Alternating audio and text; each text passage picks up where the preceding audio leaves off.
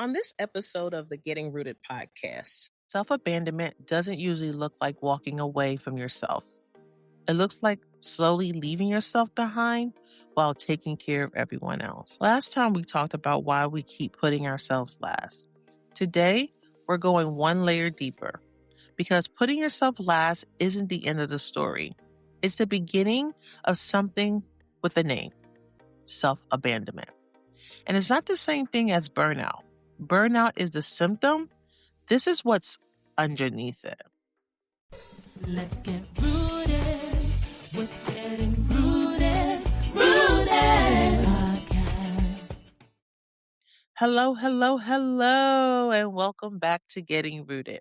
I'm your host, Jeanine Hansell-Frimpong, therapist, coach, and someone who is very much on this realignment journey right alongside you. Every other Tuesday, we sit down for an honest conversation about what it actually looks like to stop surviving and start realigning your life. And today's conversation might be one of the most important ones we've had this season. So, friend, can we talk about something? Can we talk about why we keep abandoning ourselves? And you know me, all I can do is be honest. And I want to be honest with you. There was a season of my life when every decision I made revolved around someone else's needs. And I want to paint the actual picture for you because I don't think this hits until you see it in the details. Because it wasn't one big dramatic thing. It was the accumulation of 100 small things happening at once. It was answering a message at 10 at night because it felt urgent, even though it could have waited until morning. It was saying, of course, I've got it, before I'd even check whether I actually had the capacity to get it. It was sitting in a room full of people who needed something from me, and somewhere in the back of my mind thinking, I haven't eaten today. And just letting that thought pass by because there wasn't time to do anything with it. It was showing up early for everyone else and being the last one anyone thought to show up for. Do you know the question I stopped asking? What do I need? And it's not because I didn't have needs. I promise you, I had needs. I had exhaustion I wasn't naming. I had grief I wasn't processing. I had a body that was sending me every signal it possibly could. I just got so used to putting myself last that it stopped feeling like a sacrifice. It just felt normal. And here's the part that I think is the most important part of this whole story, because I kept telling myself a version of the same sentence over and over again, which was, once things settle down, I'll rest. Or once I catch up on everything, I'll take care of myself. Or, oh, once this season passes, I'll go back to exercising, back to reading books, back to the things that used to make me feel like me. I even have said when I had a group practice that once the business stabilizes, I'll be able to fill in the blank. Once my son is a little older,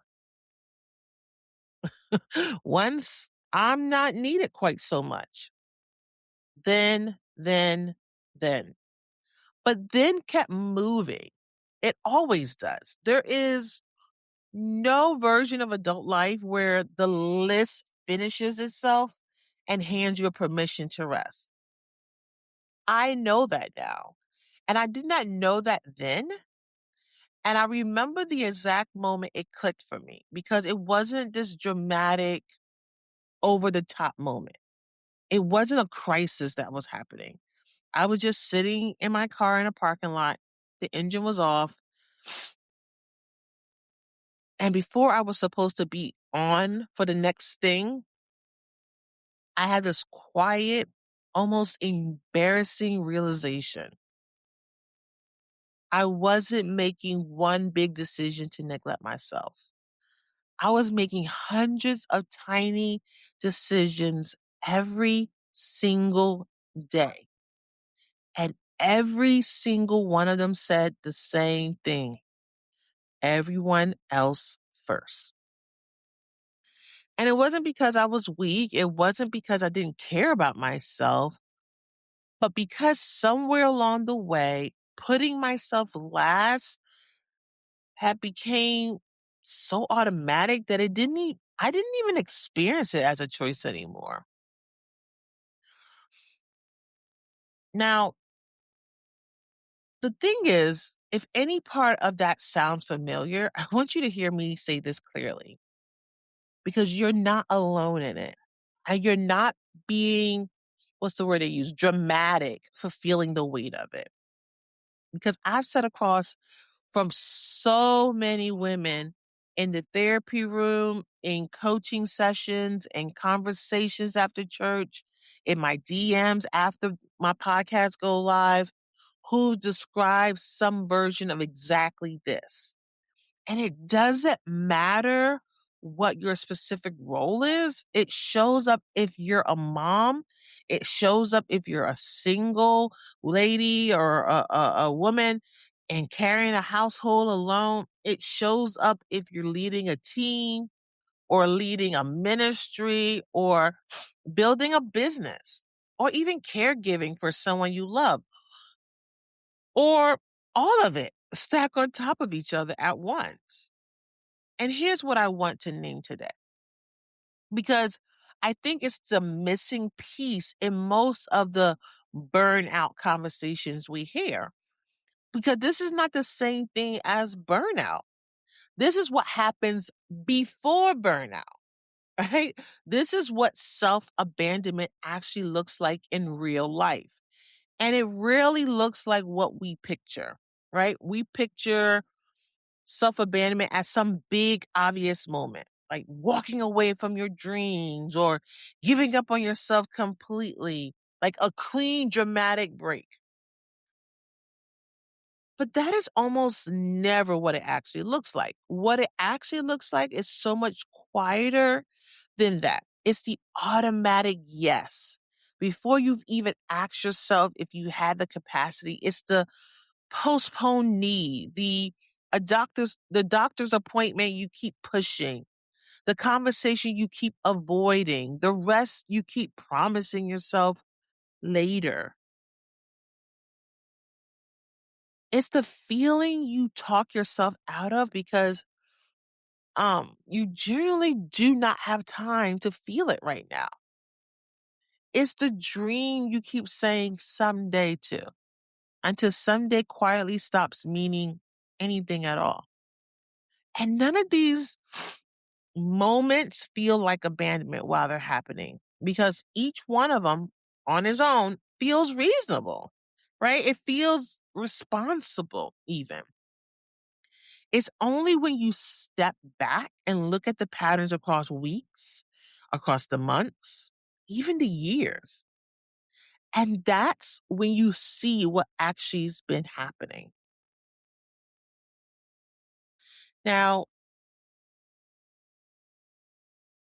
in preparing for this episode, it takes a lot of insight and a lot of introspection for me to really look at where I was and where I'm at now. And so, as I was doing this introspection work, looking inside of myself, because I do that before I come and talk to anyone about anything, because I want to make sure that I've taken the time to search myself. And so, here's what I want you to sit with today, because I think this might be one of the most important sentences we say all season. Self abandonment doesn't usually look like walking away from yourself. It looks like slowly leaving yourself behind while taking care of everyone else. I want to say that again slower, because I think it deserves the space. Self abandonment doesn't usually look like walking away from yourself. It looks like slowly leaving yourself behind while taking care of everyone else. Because here's the distinction I really want to draw out today. Burnout is the symptom. Self-abandonment is the pattern underneath it. We talk about burnout constantly in the wellness world, the exhaustion, the shutdown, the I generally cannot do this anymore feeling. And that's real and it matters. And if that's where you are right now, I see you. But here's what I don't think we talk about enough, because burnout doesn't start the day you fall apart, right? It starts months, sometimes years earlier, in all the small moments where you choose everyone else over yourself. And it didn't even register that you were making that choice. Let me break it down, because this is what it actually looks like, because I think it helps to see the anatomy of it. Right? The automatic yes. This is agreeing before you've checked in with yourself. Not because you're a pushover, because saying yes has become the reflex. And asking, do I actually have this to give, has stopped even being part of the process. Okay? So the first part of the anatomy of self-abandonment looks like the automatic yes. The second thing is the postponed need. This is the appointment, the rest, the boundary, the conversation you keep meaning to get to.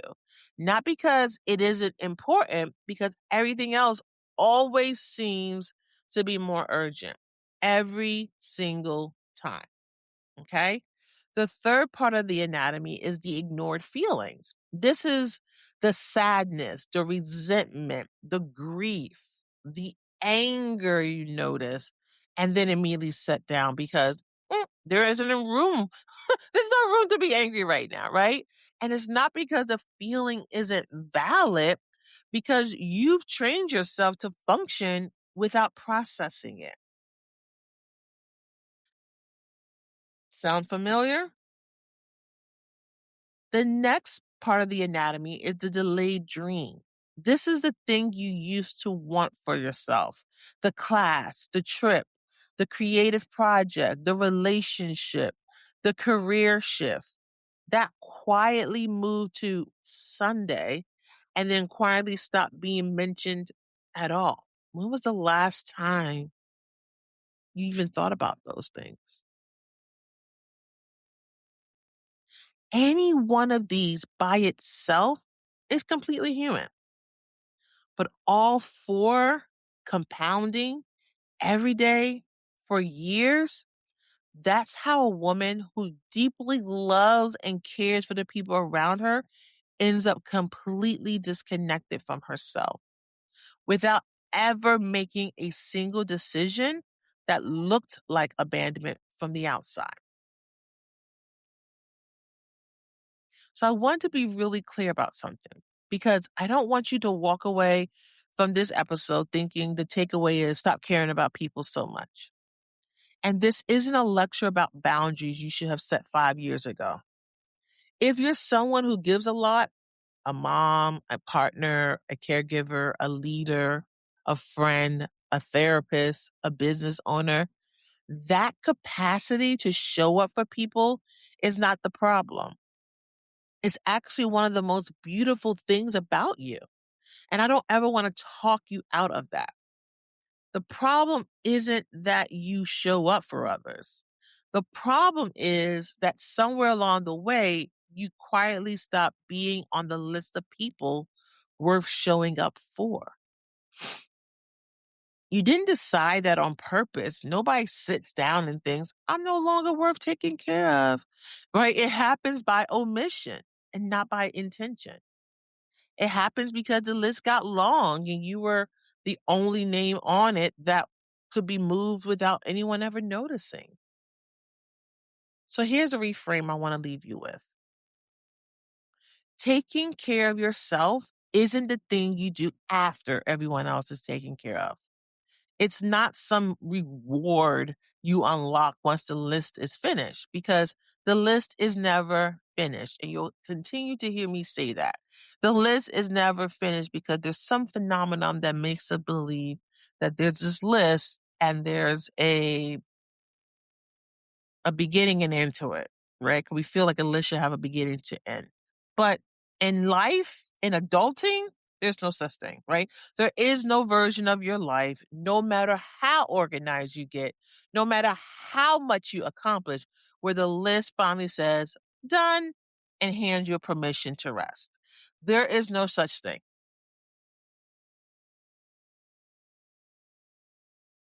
But asking, what do I need, isn't selfish. I want to say that plainly because I know for a lot of us that care and wants to do and be there for people, it lands as selfish the first 100 times we try it. It's not selfish. It's maintenance. It's the thing that lets you keep showing up for the people you love, for the work that matters to you. Because instead of running on empty until one day you genuinely cannot show up at all. And I tell my clients that all the time, and they look at me and I'm like, your job, one day when you cannot do it, they will say, oh, okay. And then we'll move on. But you kept giving, giving, giving and not taking care of yourself. So instead of running on empty, you need to start taking care of you. And here's a small but important shift. Instead of asking, what does everyone need from me today? Try adding one more name to that question. What do I need today too? You don't have to make yourself the only priority.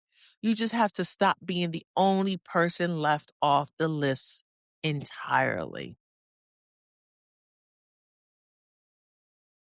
So I want to do something a little different for a second. Wherever you are right now, driving, walking, folding laundry, I want to invite you to actually pause with me for just a moment.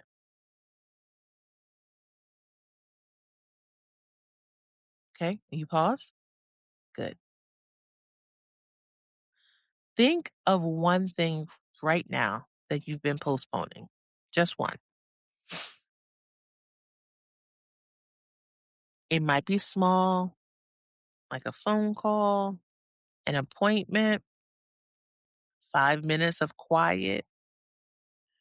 It might be bigger, like a conversation, a decision, a dream you stop mentioning out loud. You don't have to do anything about it yet. Just notice it.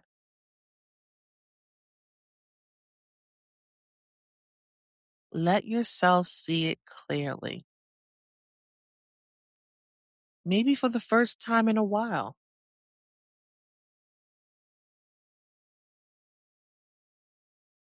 That noticing, that's where this actually starts.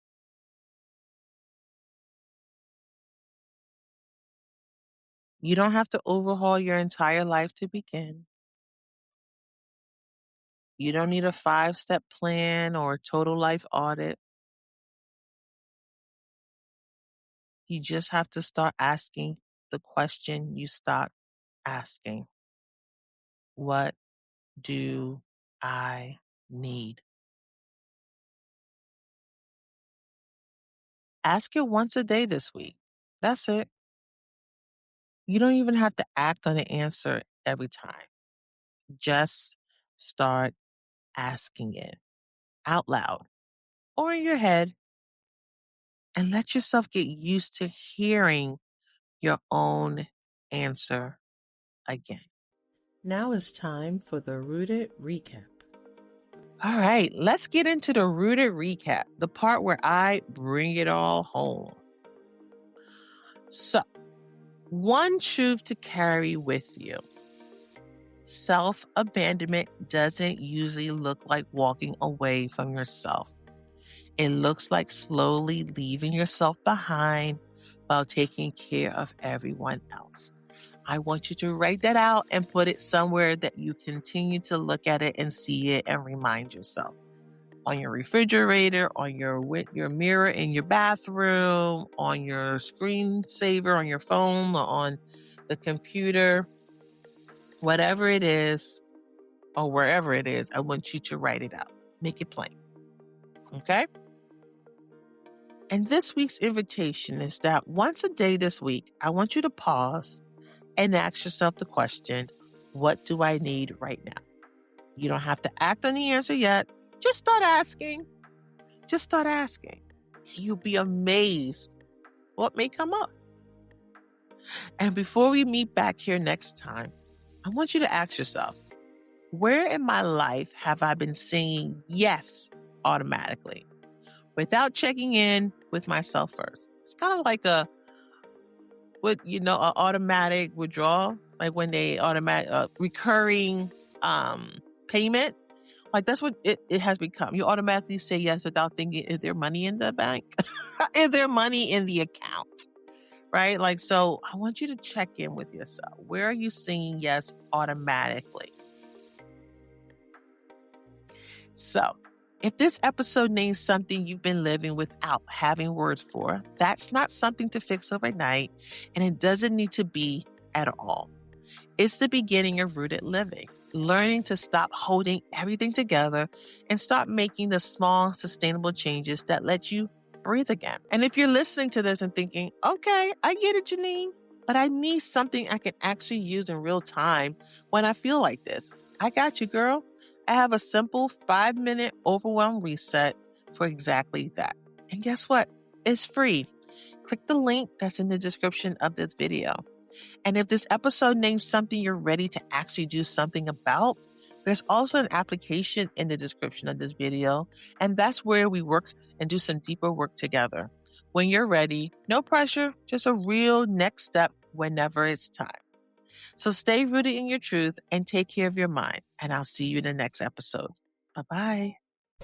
Let's get rooted with getting rooted. Rooted podcast. Digging in deep, getting at the truth. Finding your peace at the lantern root. Growing into a brand new you with Rooted. Let's get